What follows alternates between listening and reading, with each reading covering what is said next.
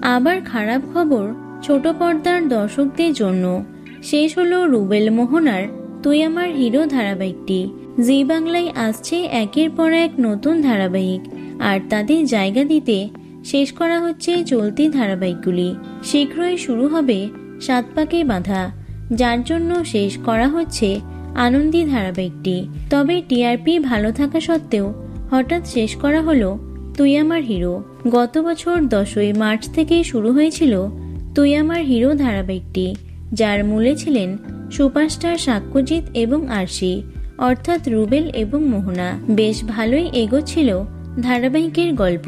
এই ধারাবাহিকে মোহনার দ্বৈত চরিত্র দেখা গেছে।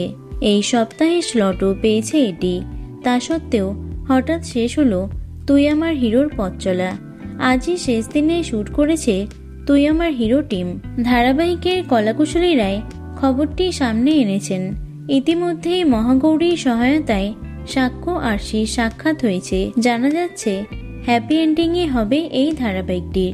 তবে খবরটি প্রকাশ্যে আসতেই মন খারাপ হয়ে যায় ভক্তদের। টলিপাড়ার সূত্রের খবর, আগামী মাসে শেষ দিনে সম্প্রচার হবে এই ধারাবাহিকটির। তবে নির্দিষ্ট কোনো তারিখ এখনো পর্যন্ত সামনে আসেনি। তো বন্ধুরা, কে কে মিস করবে এই ধারাবাহিকটি অবশ্যই কমেন্টে জানিও। ভিডিওটি লাইক এবং শেয়ার করো।